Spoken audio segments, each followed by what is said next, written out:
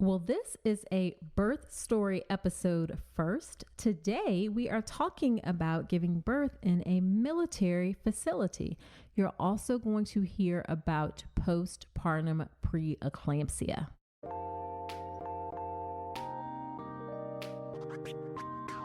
Welcome to the All About Pregnancy and Birth podcast. I'm Dr. Nicole Calloway Rankins, a board-certified OBGYN who's been in practice for nearly 15 years. I've had the privilege of helping over 1,000 babies into this world, and I'm here to help you be calm, confident, and empowered to have a beautiful pregnancy and birth. Quick note, this podcast is for educational purposes only and is not a substitute for medical advice. Check out the full disclaimer at drnicolerankins.com/disclaimer. Now let's get to it. Hey, real quick, before we get into this episode, my new and improved online birth course, The Birth with Power Pathway, is coming in May. If you want to feel calm, confident, and actually prepared for your hospital birth, this is for you. The best way to be the first to know when it drops, join my email list at drnicolerankins.com/email. Hello. Welcome to another episode of the podcast. This is episode number 105. Thank you for spending a bit of your time with me today. As always, I appreciate it. This is another birth story episode today, and this one is a completely unmedicated hospital birth in a military facility. We have Emilie. Emilie is a registered nurse and a military spouse. They currently live in Guam. She and her husband, Chris, have been married for 5 years and have 2 precious babies, Liam, who is 2, and baby Adeleine, whose birth story we're going to hear today. Emilie's taking a break from full-time nursing to stay at home with her sweet kiddos and soak up the sunny Pacific. She and her family enjoy hiking, traveling, of course, outside of the pandemic, and then splashing at the beach. This is a great episode for a number of reasons. You'll learn about prenatal care and giving birth in a military system, and there are actually some lessons to take away from that apply to giving birth outside of a military system. Emilie shares about what is her second unmedicated hospital birth and actually how different it was from the first unmedicated hospital birth she had. And then finally, we learn about her experience with postpartum preeclampsia. So there is definitely something in this episode for everyone. Before we get into the episode, I have a quick question. Have you taken my free online class on how to make a birth plan that works? See, the thing about making a birth plan is that most people think that it's about what you want for your birth. And that is certainly part of it, but there's more to it than that. The process of making a birth plan really needs to include understanding 2 of the most influential factors in your birth: your doctor's approach to birth and how the hospital approaches birth. When you understand those 2 factors, that is how you have the best chances of having your birth wishes fulfilled, okay? So in my free online class, I take you through a step-by-step process and give you questions to ask in order to understand how your doctor and how your hospital approach birth, so you know that the team of people who are with you are ready to support you and the birth experience that you want. You'll also learn some tips on how to get them to pay attention to your birth plan, how to get your doctors and nurses to pay attention, that is, and what to include. Tons of great information in this 1-hour class. You can sign up for the class at drnicolerankins.com/register. It is totally free. It's an on-demand class offered several times a day, so do check that out at drnicolerankins.com/register. All right, let's get into the birth story episode with Emilie.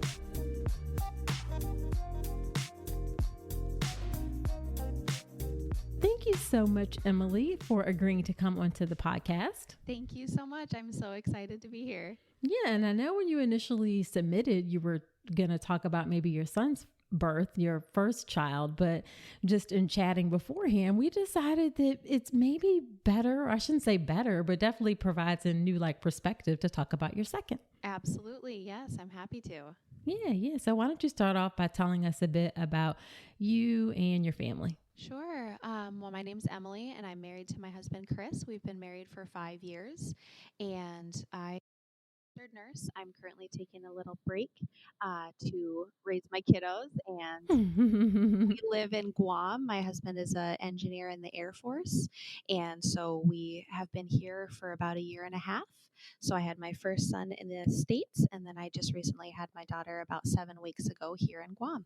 Gotcha. And how long have you been a nurse? About 6 years. Okay. And you said all of that time you've been in L&D? No, so my first 2 years were maternal child health, OB, newborn nursery, that kind of thing in the hospital. And then the last 3 years I worked at a military clinic doing family health and women's health. Oh, gotcha. Okay. Gotcha. All right. So how about we talk about, and I'm really excited to have you on because you're going to talk about prenatal care from like a military perspective and like navigating that system and potentially like how it's different, how it's the same. So I'm really curious to learn more about this. Yeah, so and it looks a little bit differently for everyone depending on where you're stationed and what kind of military care is available near you. So my first pregnancy, I was seen by a civilian provider because there wasn't a military hospital nearby. Gotcha. But with my daughter, although my husband is in the Air Force, there's a naval hospital that's about 45 minutes from us. So I was seen initially up until 20 weeks at our Air Force clinic by just a family practice doctor, physician. And then at around 20 weeks, they transferred me down to the Naval Hospital to be seen by the OB clinic for the rest of my care. And that's pretty standard for everyone on the island here. Okay. So you start off close by and then transfer later on. Correct. Yes. Okay. And if you are in the military, are you required to get, or if you have military insurance and there's a place nearby, do you have to have care in the military? You do. Yeah. So that's that's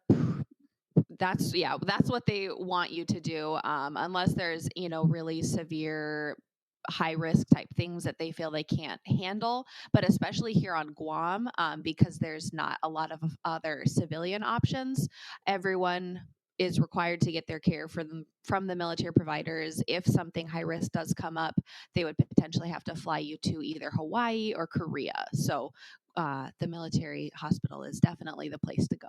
Oh, wow. Okay. But when you were in South Dakota, you didn't have another option. So then you went to. Correct. Gotcha. Yep. I just, they would refer you out to a civilian provider there. Okay, great. So I don't know why I have this. It's probably a total misperception of like the military being like regimented and I don't know. So tell me about what your prenatal care was like. Yeah, I think that's a totally understandable thought process. I think a lot of people, and I have no military background prior to meeting my husband. So I was definitely apprehensive having worked in the civilian healthcare, and I had loved my OB from my first pregnancy, and I was definitely just a little bit worried about, what if I have concerns? Is there going to be like any kind of repercussions that my husband could face, like if I don't get along with a provider? You just never know. Sure. So it was, I will say overall, I had a really, really positive experience. And that's from all the other moms that I've talked to that have delivered here. They've also had really great experiences. It is different because you have no set provider. You really just see who is in clinic that day. And when you go in to deliver, you see who's on call that day. And you may have seen them in clinic or you may not. So that for me was the kind of the biggest hurdle to wrap my brain around, is that I wasn't going to be 100% sure of who my care team was. Gotcha. But I just really tried at every appointment to list out or to any questions I had, address those with the provider and kind of get a feel for how each provider would feel about what my birth wishes were. And if they had any, red flags or anything like that, I really just tried to get as much information from each person so that I could be prepared as well as I could be for what would to come. Gotcha. So did you know like how many potential people it could have been? So I don't know the exact numbers, but I believe there's about 6 or 7 OBs, but then the family practice providers do also take calls. So it could have been up to 10, maybe 12 different providers. And then there was also a nurse midwife who actually is who I ended up delivering with. Oh, okay. And then Did you ever encounter any people who you were like, I don't know about this one? So I did. Overall, I had really great care. I felt really heard and understood. But there was one provider that I saw for a couple appointments when I brought up my birth wishes with this provider. Just, asking things about maybe just having a saline lock instead of fluids running, movement during labor. Could I get in the shower? That kind of thing. Just, see where they were at. This provider, when I initially said, "What are your thoughts on a birth plan?" Because I've worked on a unit, I know that sometimes they can get eye rolls and, the perception of what birth plans can be. Yep, yep. Absolutely. So I said, I don't want to bring one if it's not going to be received, or, if it's just going to get me those eye rolls, I'll just discuss it with the providers when we get there. And this provider said, well, you can absolutely bring a birth plan, but I don't want to see anything on there that makes me question where's your medical degree from. Oh, So that okay. that initially set me back for sure. And just as I kind of tried to discuss further with this provider and get into some more of the specifics, it was everything that I would ask. It was, well, that's fine, but. Mm. And then there was, a dot dot dot to everything. So that was a concern for me, definitely. But I came home from that appointment and I just told my husband, hey, this was my experience. I'm not excited about it, so I need you to be my advocate. Like, this is your job now. You have to jump in, and this is just what we're gonna have to do. Gotcha. And we should also mention that you're coming from a background of your first pregnancy. You described it as a dream physiologic birth where you had both your husband and your doula supporting you.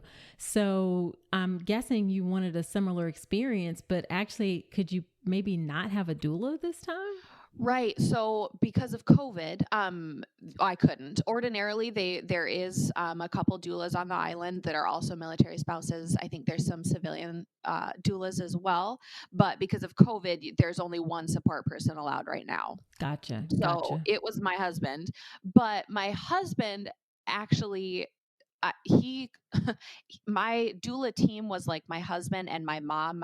Mom had done some doula training that I had given her because I went through doula training when I was in nursing school. Uh-huh. So they were my doula team for my first birth, which really allowed my husband a lot of learning.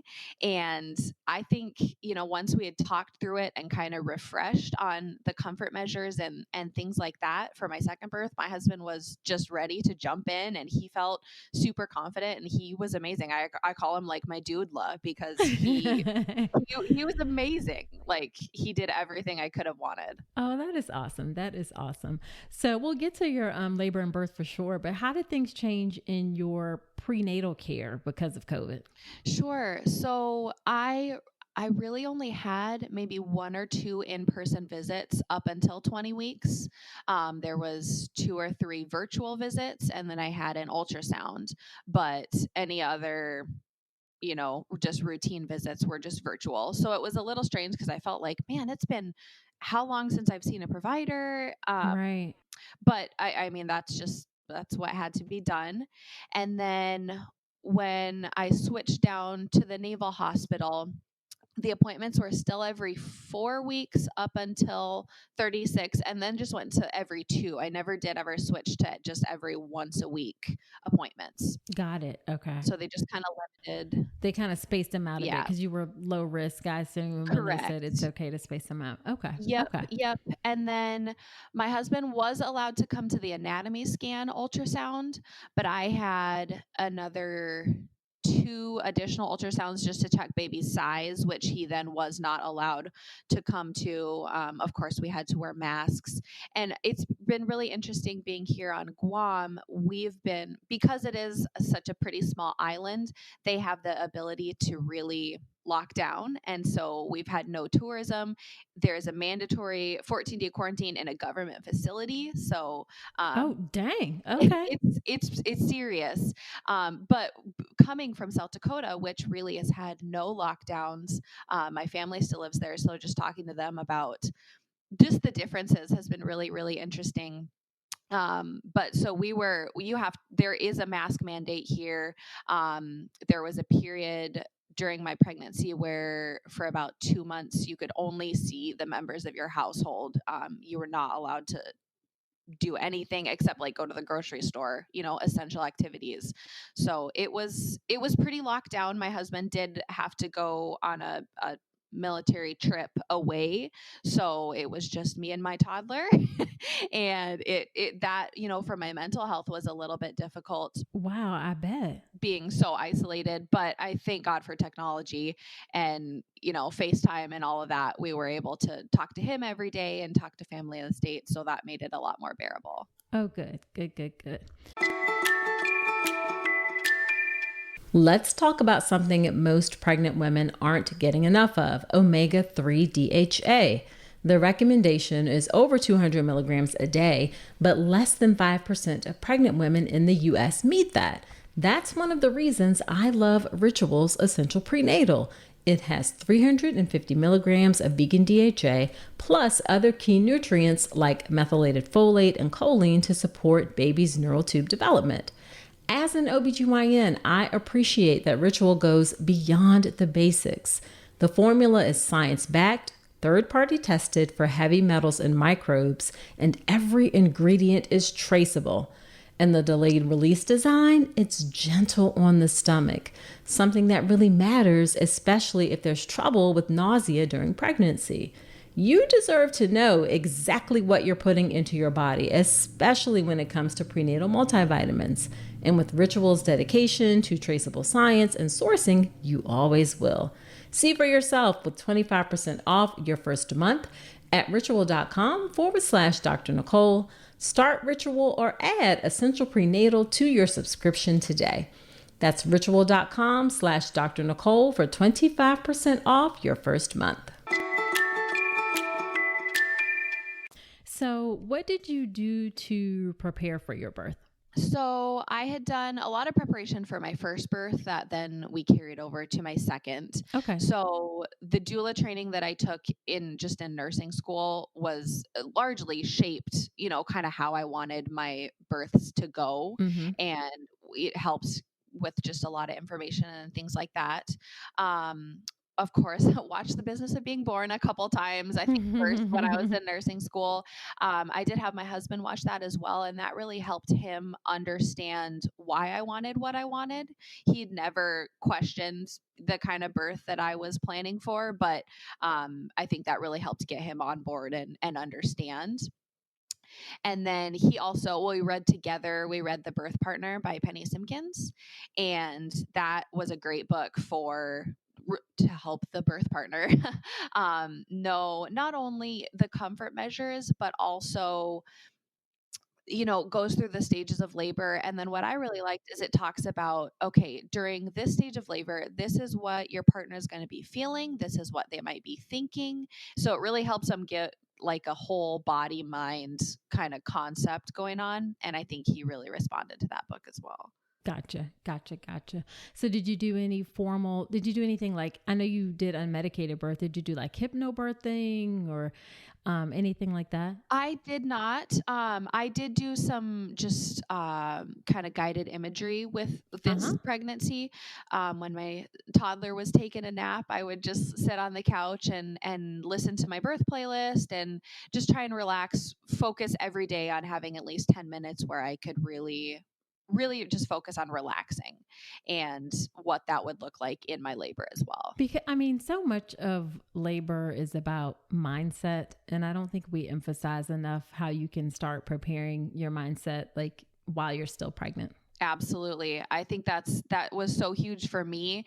And I found when going into my first pregnancy, because it was so unknown what birth would be like for me, even though I'd been in tons and tons of births, but you don't know what it's going to feel like until you go through it. So it was a lot more just open-ended, whereas this one I'd already gone through an unmedicated birth. So while I was really excited about that, I did find that I was having a little bit of fear towards just the pain, because it is painful. No matter how magical and wonderful it is, it's painful. So I did have to kind of take some time and work through that fear that I was having towards that.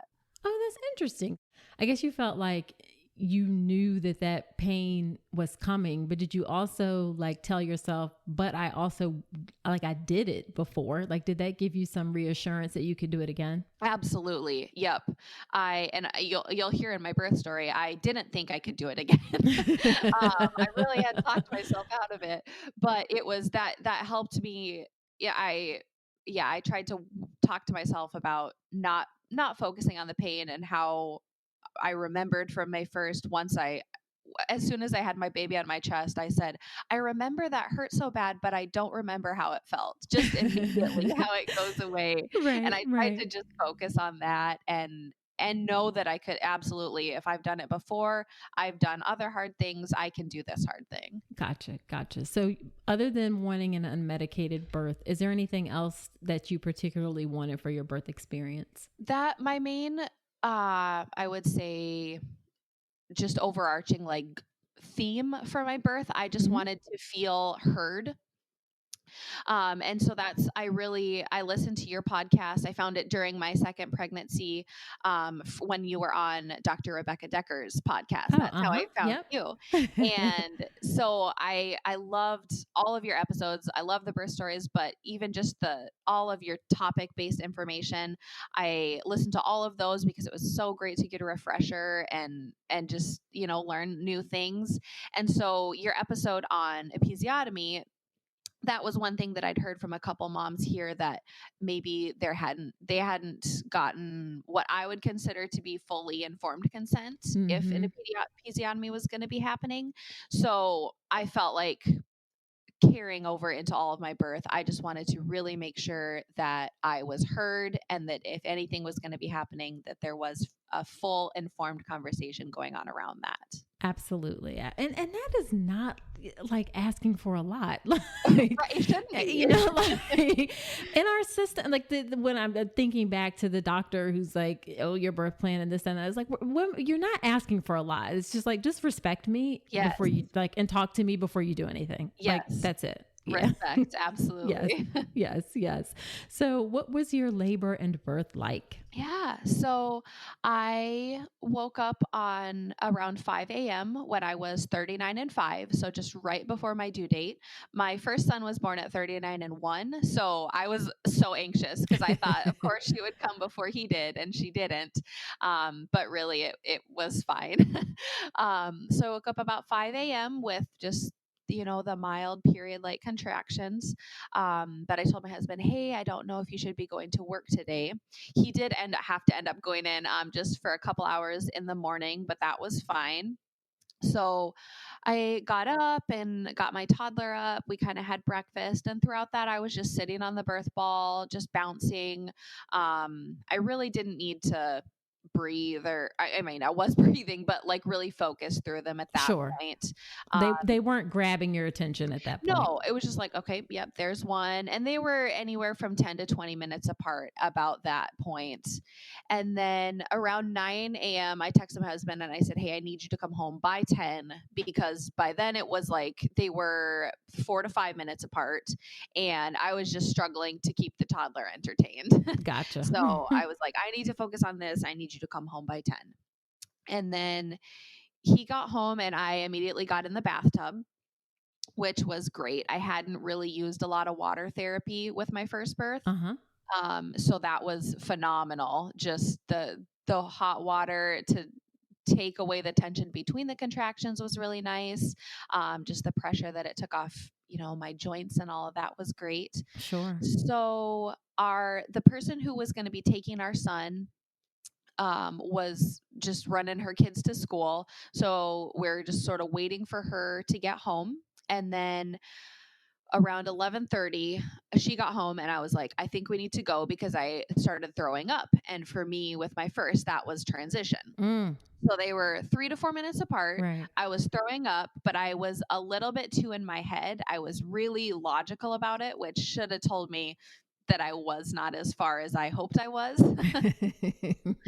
But I think having my toddler there, knowing, okay, I have to get him to the babysitter's house. And then we had, depending on traffic, a 30 to 45-minute drive to the hospital. I was very apprehensive about that. So I really just wanted to get to the hospital. I didn't want to have that in front of us. So we dropped my son off around 11:30 and headed into the hospital. And I was definitely breathing very deeply through contractions. But then when the contraction would get over, I would tell my husband, okay, when we get there, make sure you do this, this, and this, which, that was still too logical, I think. So we got to the hospital, and with COVID, so we walked onto the unit. And then they asked if I had had a recent COVID test, which I had not. The plan was to just test me when I got there. And that's for everyone. That's standard. But because I hadn't had a test, my husband had to leave. So which we were just not quite prepared for. We thought he could stay with me. So he kind of just turned around and left and was like, okay, I don't know where to go, but I'll see you later. Oh, gosh. He was so confused.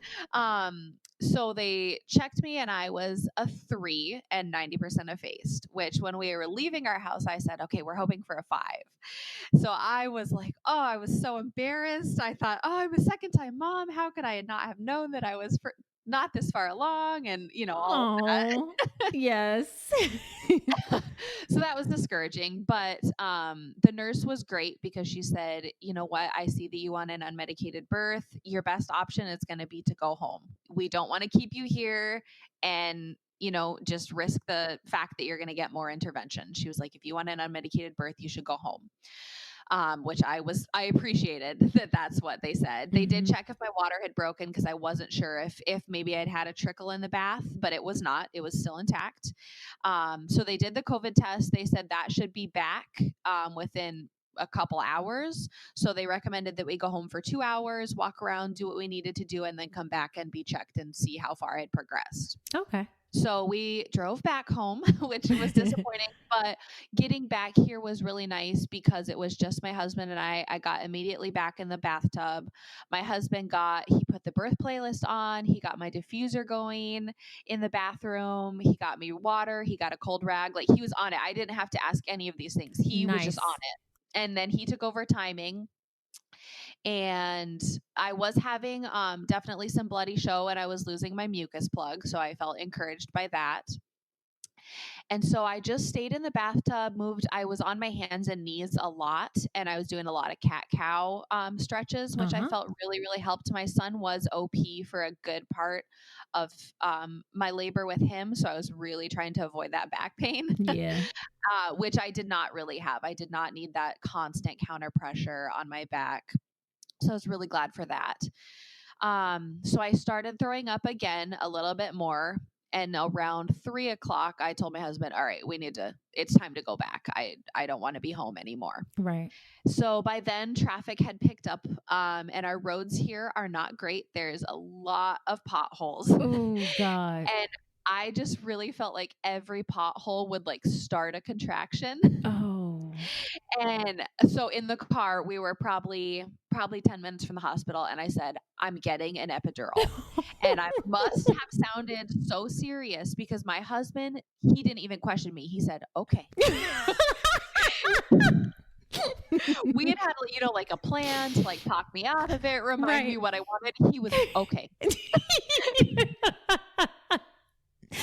You clearly either had the look or the sound or both. And he was like, ain't no way I'm questioning what she's saying right now. Absolutely. And in my first birth, I had never actually said epidural. I said a couple times in transition, I don't think I can do this. This is really hard. I don't think I can do it. But I was serious, I guess. So we got back to the hospital. My COVID test was back and was negative. So my husband could stay with me in triage. And they checked me real quick and I was a 6. And so they don't admit till a 6 at that hospital. So they said, okay, we can go ahead and admit you, which was great. And I said, at that point, I want an epidural to the nurse. And she was like, okay, that's fine. But we have to do some labs. We have to get your IV in. So it's going to be a little while. And I was like, okay. But I think for me, that was just the mental hurdle of relief is coming. Right. So we got into the room. She said, "Do you want to sit go to the bathroom?" And I said, "Yes." Um, and when I was sitting on the toilet, that position really, really helped. But I started feeling a lot of pressure, which in my mind, I was like, oh my goodness, I'm only a 6, but I'm feeling so much pressure. I absolutely have to get an epidural because I can't handle this pressure. I was going, okay, it's a centimeter an hour. There's going to be 4 more hours of this. Right. um, which I should have known. And I also got really emotional. I got really weepy to my husband. I said, "Is it okay that I'm getting an epidural?" And he was so encouraging and so supportive, and that I could do whatever I wanted, that he was here to support me, but whatever I wanted was going to be okay. So I got to the bed. My husband went to move the car, and then they came in to give me the IVs, which in my mind felt like it took 30 minutes. I think it probably only took about 5 minutes. Right. But they did have a couple attempts and tries and through contractions, and I hated that part. And you're a nurse too, so you were like, God dang it, why can't you get this IV? Nurses are terrible patients, I know, but so they finally got it, and then the nurse said, "Okay, well, we've got your labs, but it's gonna take a while." And she was like, "Honestly, when I checked you, you were probably more like a 7. I don't think it's gonna take that long. Are you sure? Do you want me to call the anesthesiologist?" And I looked at her, and I looked at my husband, and I said, "Okay, no, let's wait. I don't want it." Okay. And then because I had heard her as they were getting the IV, and there's just a flurry of activity, I'd heard her say, "Is there a delivery table ready?" And I thought, man, does that mean she thinks I'm close? So I really started to feel the pressure right after I said, "No, I don't want an epidural." And I said, "But I'm feeling so much pressure." And she said, "Well, do you want me to check you again?" And so I said, "Yes." And she was like, "Yep, you are right. You're pretty much ready. You just have a little bit of a cervical lip." So I had gone from a 6 to 7 to 10 with a cervical lip in about 30 minutes. Okay. So I felt like I was there. I just needed my body to catch up. Yep. So she said, "Okay, you just have a little bit of a cervical lip. We're just going to have you pant for a couple contractions. I'm going to go out and get some things and be back." So I rolled over to my right side, which felt like that gave me a little bit more control. And I could kind of clutch the bed rail, which helped me breathe. So I did one contraction that way and felt like, okay, I can do this. And then with the next contraction, there was the uncontrollable urge that my body was absolutely bearing down. And I told my husband, "Get him in here now. I'm pushing. I can't pant anymore. There's no panting through this." This is happening. Yep. So he runs out to the hall, calls them all in, and the midwife came in, and I had seen her for a couple of my prenatal appointments, and I had really, really liked her, really responded to her, the care that she gave.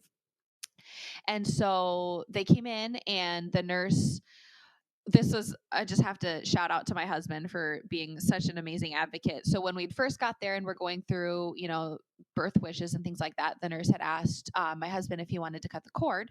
And he said, yes, but we do also want delayed cord clamping. Right. And she said, "Yeah, that's standard practice here. No problem. We do about 30 seconds. And my husband said, "Okay, that's fantastic. Could we do a little bit longer if there's no issues?"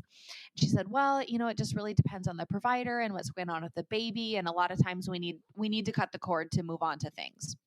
And my husband said, "Okay, but we'd like it a little bit longer if possible." So I was so proud of him in that moment for just being so on board with our wishes and for stepping up and advocating. He's not the medical person; he's an engineer, but he really felt like empowered that this is his baby also, and his wife, and he felt empowered to say the words that he needed to say. Love it. So they came in, and I was bearing down, but I really felt so much rectal pressure, which I had not felt with my first pregnancy or my first birth at all. It was in my butt. That's where I felt the pressure, like crazy. And my water was still not broken at this point. So the nurse said, okay, we need to break down the bed, and can you roll over on your back? And the midwife said, she's doing great on her side. Let's just leave her on her side, which I was so grateful for, because that's where I felt comfortable, and that's what was working for me. So I so appreciated that they didn't make me move. And so my husband picked my leg up because I couldn't hold my leg up, and I was pushing, and then I felt so much pressure in my rectum, and I asked the midwife, I said, is your hand on my butt? And she said, no one's touching you, that's your Right. baby. But it was such a different sensation that I had ever felt before. Right. And so I felt then with the next contraction, the pressure moved through into my vagina, and then I felt like the ring of fire. Then I started to feel the burning. And with my son, he was little itty bitty. He was a small for gestational age. He was 6 pounds, 1 ounce. So Okay. he slid right out. I felt Right. the ring of fire. And then with one push, his whole body came out. Gotcha. So that's kind of what I was prepared for this time. But this time, I felt the ring of fire, and then when the contraction ended, I felt her slide back to my butt again, which I was so discouraged. I was like, she slid back, and the midwife was like, no, that's what we want. She's helping you stretch. It's okay. You're gonna get her out. Right. Right. Um, and so she said, do you want me to guide you to push? And I said, yes, please help me remember to pant. But what I really want is informed consent if you need to do an episiotomy. And there was like a pause in the room. I could tell everyone was like looking at each other. And she said, did you need an episiotomy with your first? And I said, no. And she goes, okay, I don't think we're going to need one. I think you're going to be fine. Well, for whatever reason, it felt really important that that's what I say in that moment. Oh, goodness. So she said, no, you're really controlled in your pushing. I don't think we're going to need anything. So with the next push, I felt her slide through again. There was some slight burning, but my body was doing so much of the pushing. I really didn't have to do much. It was so out of my control. And so I felt her slide out, and I was prepared for, the head and then the rest of the body. But I did have to push for her head, her shoulders, and then like her hips almost, which we found out later, or my husband could see my eyes were closed, but she was born in the call. So her water never did break. So that's why there was just so much more pressure. There was such a bigger surface area. Yep. So that's considered good luck. So yes, that's what the midwife said. And, I'd also heard that it's called a mermaid birth, which being in the naval hospital, like it's like good luck for sailors. So that was super fun. Yeah. So when her head was born, my husband said you could see the cord was wrapped around her neck, and I heard the midwife say, okay, there's a nuchal cord.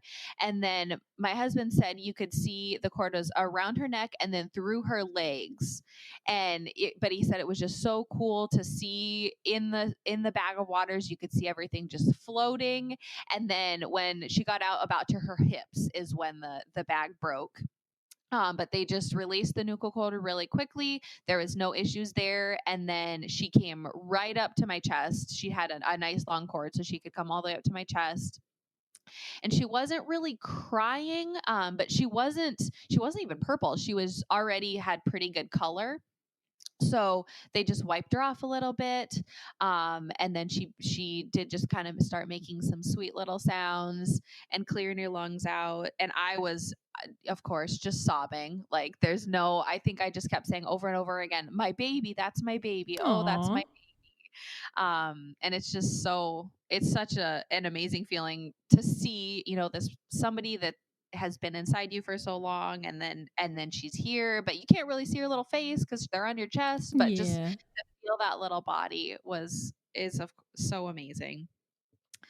So they wiped her off, and she cried a little bit, and then a little while later, then the midwife said, okay, it's been about 4 minutes. It doesn't look like the cord is pulsing anymore. Is it okay if we cut it? Which I so appreciated that that consent as well. Absolutely. And so we cut the cord, they dried her off, and she never left my chest for the first hour. We got, that golden hour or so. She had a little bit of just gunky lungs. So they had to clean her out, but they did that right on my chest. And that was pretty much the birth. That is beautiful. That is so beautiful. So you had two unmedicated births, and it sounds like they were pretty different. They overall, looking at them, I think, just from the outside they were pretty similar, but the actual labor and the birth part was completely different from my first. Absolutely. Right. So different.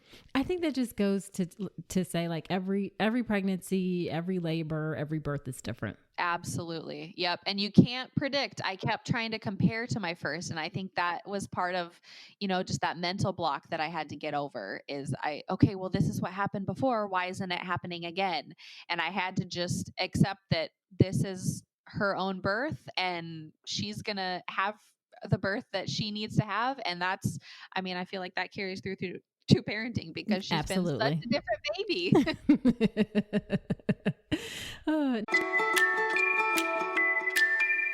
Let's be real. Pregnancy has you thinking about everything from what you eat to where you sleep.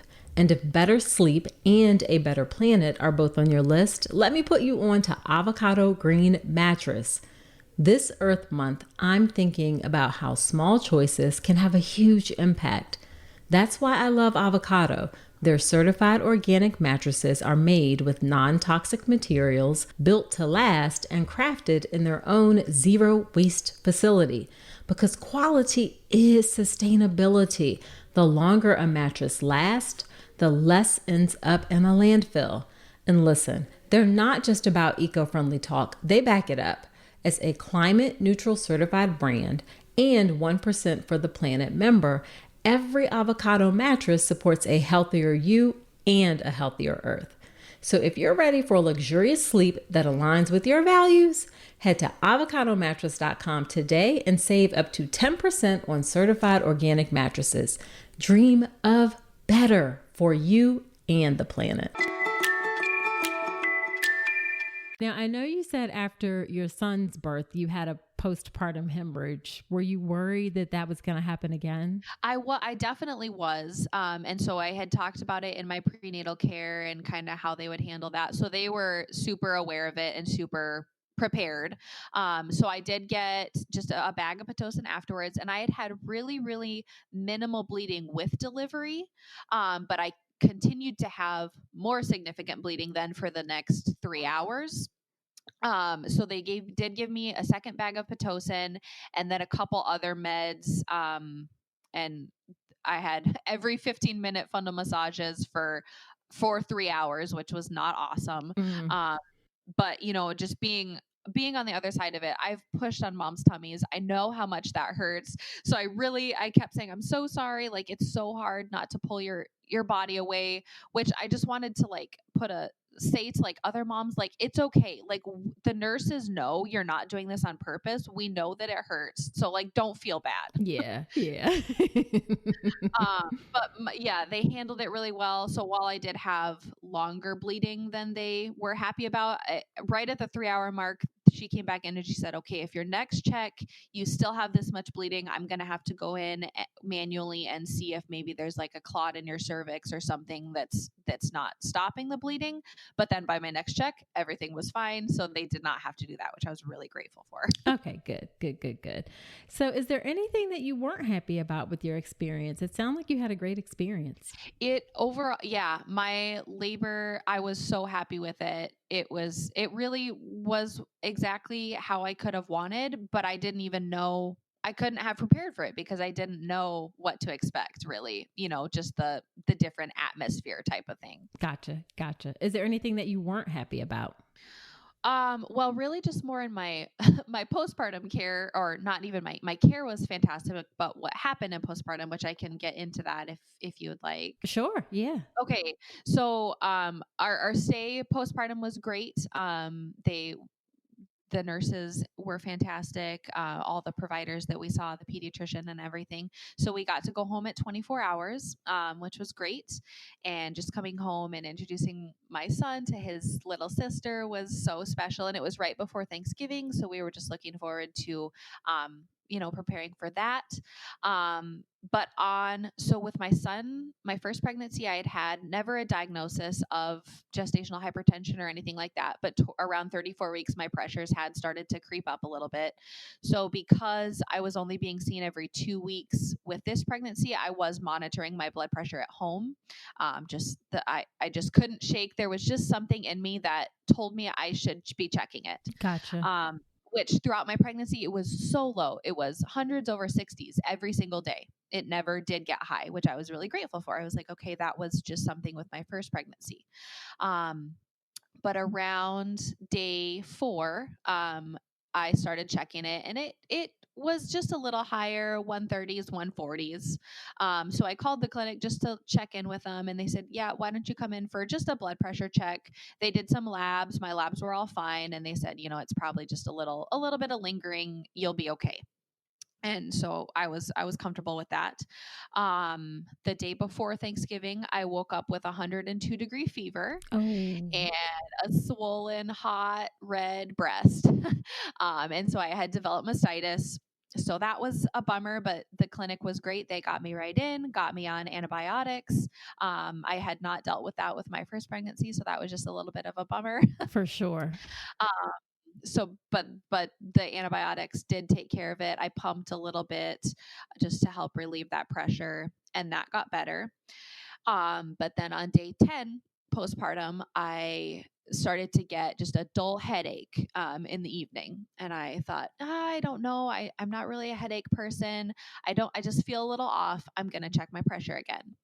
And it was higher, like 150s.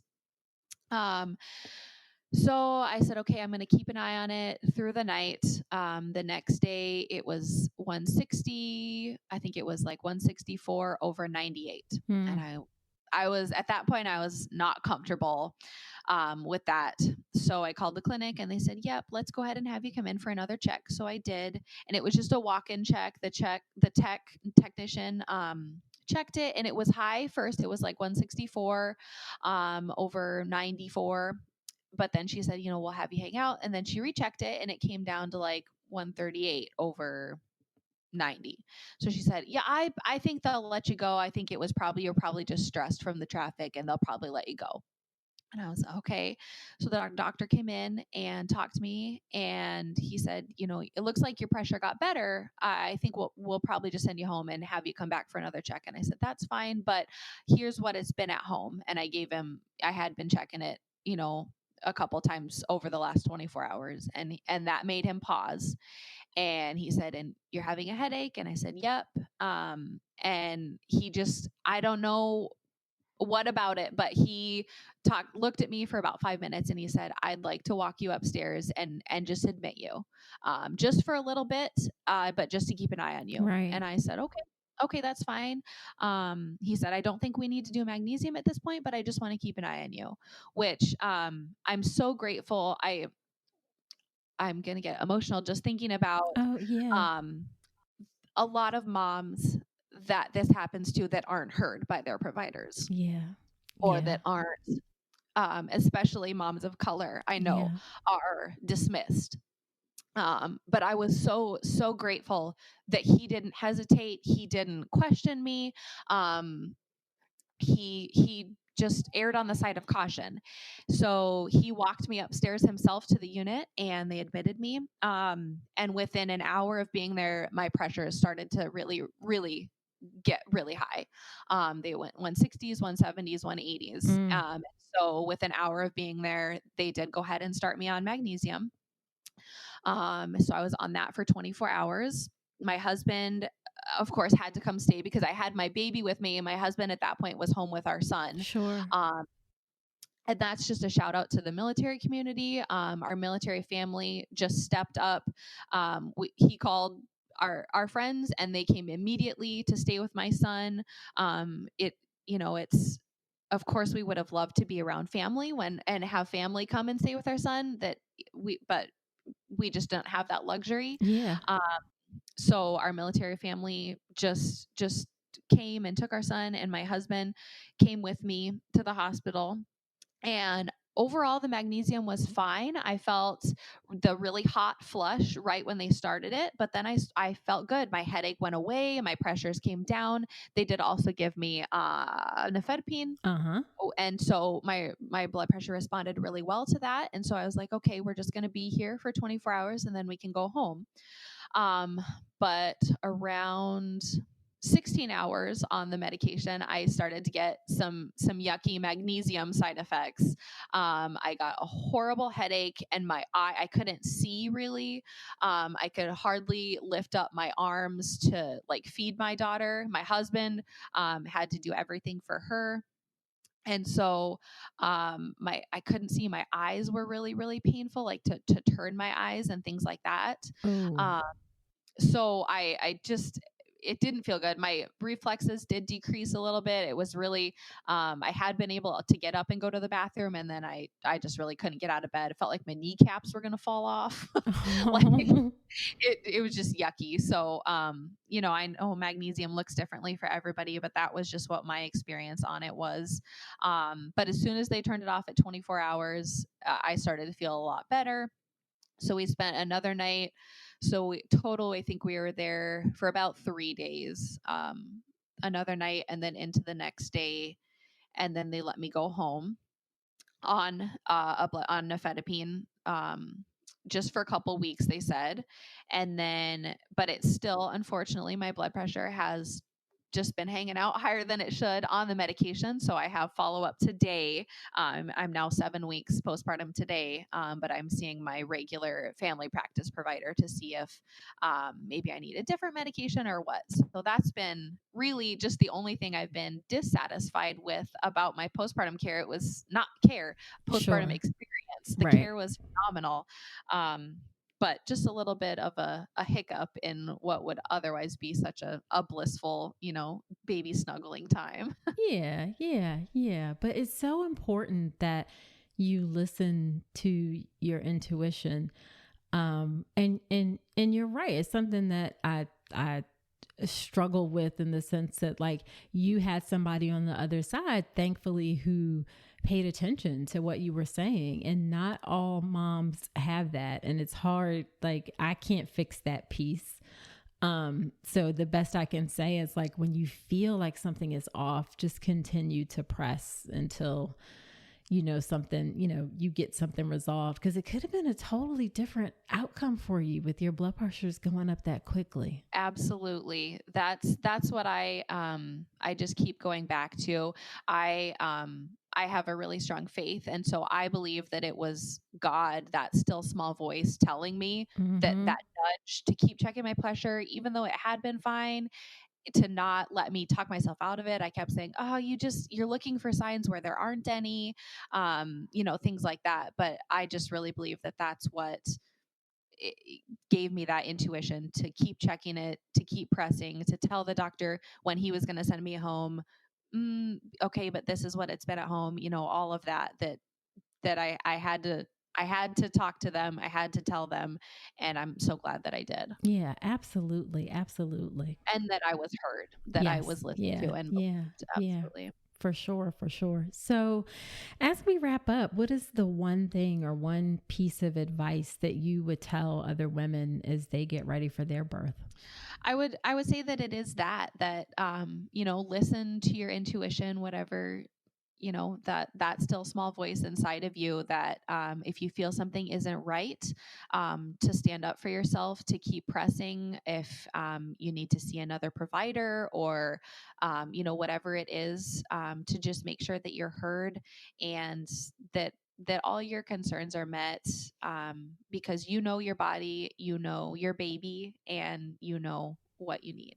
Yes, 100%. 100%. Well, thank you so much for sharing your story. I really enjoyed hearing it, and the different like how your births were different and an unmedicated birth and how you advocated for yourself. So many people are going to find something useful in this episode. So I so appreciate your time. And you have a little baby that you're only 7 weeks postpartum. And y'all, it's also like 6:30 in the morning where she is. Thank you so much. I so appreciate it. It's just been an honor to get to share my story. Yeah. All right. Well, you take care. Thank you. All right. That was wonderful.